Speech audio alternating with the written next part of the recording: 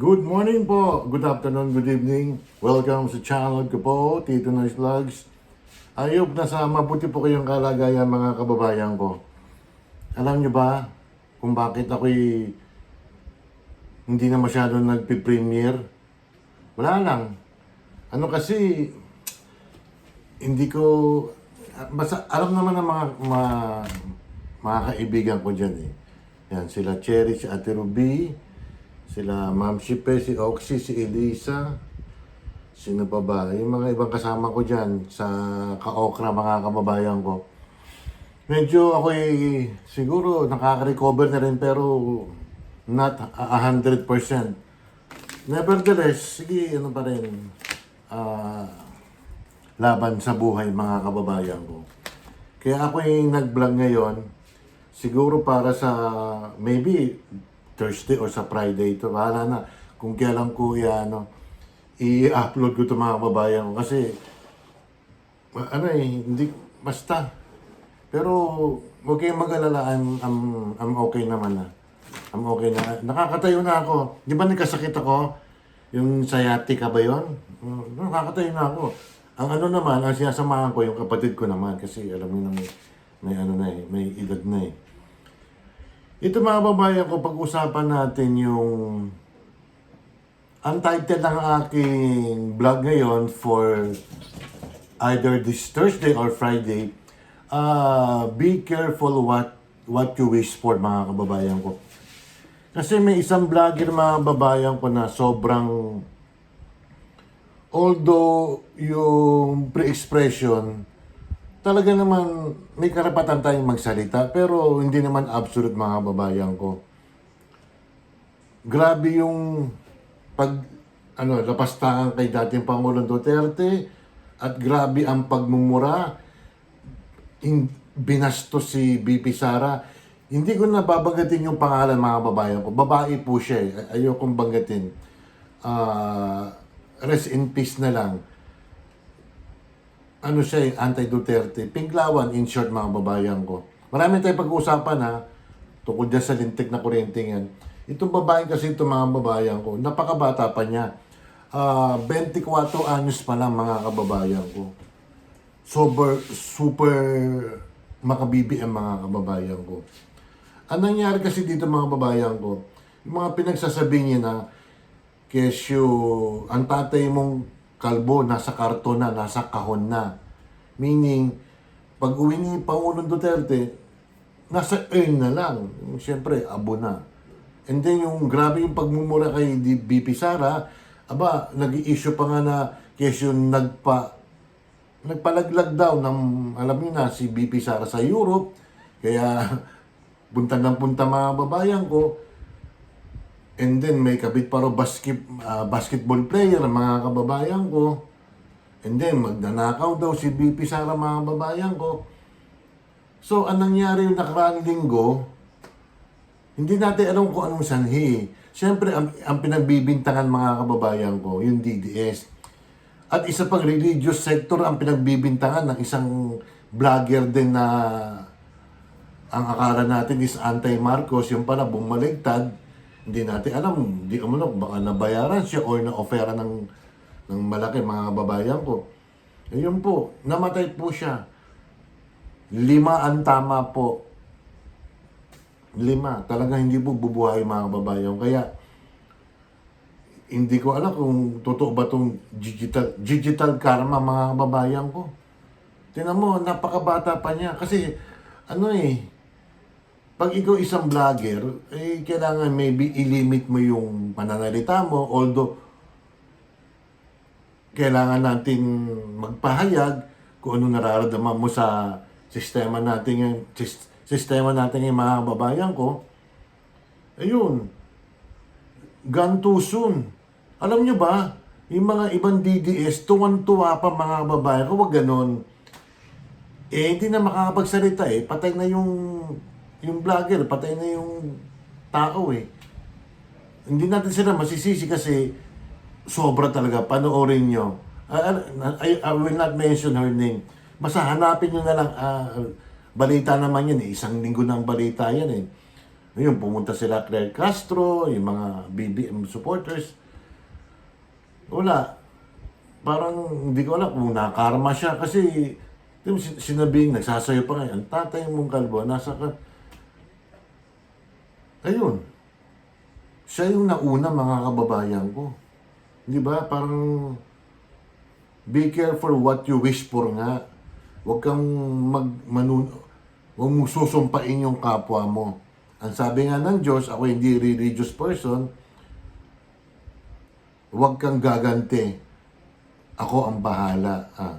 Di ba? Kaya, ayun. Kaya, mag-iingat tayo mga babayan ko. Kaya ako naman although ayoko sa gobyerno to, talagang ang gobyerno natin is parang binabo yung ang gobyerno, yun. Ang kuryente natin, mga babayan ko, nakikita nyo to? Ayan, tataas ko ng konti, Ayan. Ayan. O, ano yan? Split type aircon. Pinakabit ang ate ko. 2 buwan ko nang di pinapaandar yan. Bakit? Kasi pag pinaandar ko pa yung mga babayan ko, lalong lalaki ang bill namin. Itong, excuse me, itong month of June na to, nakaraan na buwan, June, dati-dati, ang bill namin is 7,000 to 8,000. Ay, yung wala nga ako di ba, nasa ibang bansa ako, binabayaran ng anak ko, 4 to 5,000. Alam niyo ba kung magkano ang bill namin for June? Grabe yun. Nakita niyo yung graph? Ayan 10,000. 10,179. Tingnan mo. Kasi tumaas nga po ang rate. Ang sabi ng Meralco naman, wala daw silang kinikita dyan. May mga taxes daw yan sa mga senior citizen, gano'n, etc. Generation charges. Kung pwede lang magburat. Ayan, tingnan nyo, napakaraming charges. Ayan Yung nasa QC pa kami, hindi naman, grabe yung mga transmission charges, mga babayan ko. Tapos may VAT pa to mga babayan ko. Kung tutusin, ang anak konsumo lang namin, lahat-lahat, 5,000. Tingnan mo, yung mga surcharges, yun ang matindi. Ang system, mga babayan ko, ang gobyerno natin, hindi kumikilos. Wala kay Marcos ang na magdusa ang mga Pilipino. Instead na mabibili ng ulam, pabaon pa sa mga anak, napupunta lang sa kuryente, kahit nagtitipid. Alam nyo sa umaga, from 8 to 5, patay lahat ang ilaw namin dito kasi may mabintana naman kami dito, yung natural light. Yun ang ginagawa lang namin. Kasi kung bubuksan namin ilaw pa, dagdag din yung mga babae ko. Ito split type na to. 2 buwan din na pinapaandar. Sabi ng kapatid ko, i-on mo naman noon, baka masira naman. Papaandarin ko yan, siguro mga 2 oras. Pero, nagtitipid ka na nga, ganun pa rin ang binabayad mo. Yung kapatid ni Regine Velasquez na si Kakay Velasquez ba yun? Ang dating binabayaran daw niya is 45,000. Yung nakita niya yung bill, mga babayan ko, 95,000. Tingnan niyo mga babae, nakakailang minuto na ako. Nakaka 8 minutes na ako. Basta, na lang, ako'y susulpot-sulpot ng mga babayan ko. Although may mga short video ko, sige, patuloy pa na, magtutuloy-tuloy pa rin ako dito sa mga titas alam niyo, yung listahan ko na wala. Dahil alam niyo na yung nangyari sa akin. Medyo, basta nakaka-recover naman ako. Shoutout na lang dyan sa inyong lahat sa Pilipinas, shoutout sa Middle East, sa Australia, sa Amerika, yan, sa Europe. Shoutout na lang sa inyo lahat. Medyo bumaba nga ang aking mga views dahil hindi ako masyadong nagbablog. Nag-short film na ako mga babayan ko. Yun ang mga babayan ko. Nakaka 9 minutes na ako. Na lang kayo Wala tayong magagawa Kasi crisis daw. May gera sa Middle East. Tumataas ang diesel. Pero ang Meralco, huwag naman kayong maging napaki-hypocrite nyo naman. Siyempre kumikita rin kayo dyan. Wala doon kayo kinikita. At ang gobyerno naman natin, pwede ba, Pangulong Marcos, sona mo na sa sona mo na sa Lunes, sa July 27. What we expect sa iyo? Wala rin.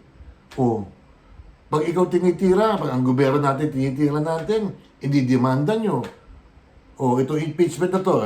Tsaka na natin pag-usapan yun. Medyo matagal-tagal pa yun eh.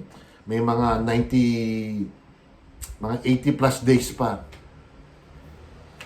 Parang nahuhulaan ko, mukhang tagilid na si Bibi Sara. Pero, magagawa natin, hawak ng Senado ng Malacanang yung may mga nag-traitor pa.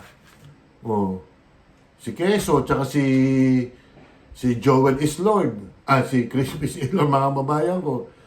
Basta samot-sari ang nagsasabi ko ngayon kasi napakaraming issue mga kababayan ko.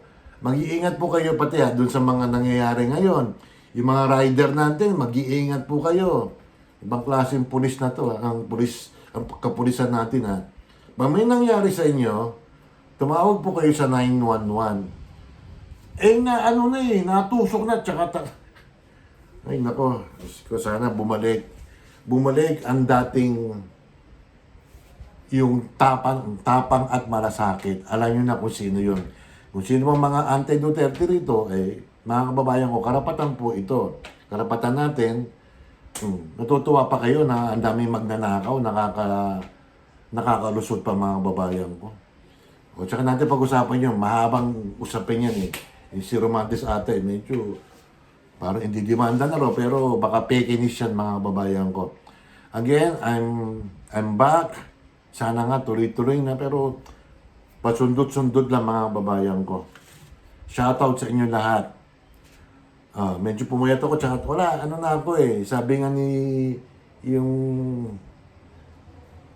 yung partners in crime, si Cher tsaka si Ruby, G na raw ako.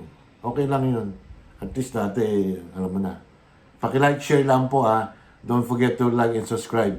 Paulit-ulit ako Maraming salamat po, Admiral ko. Maawa naman kayo. Bye.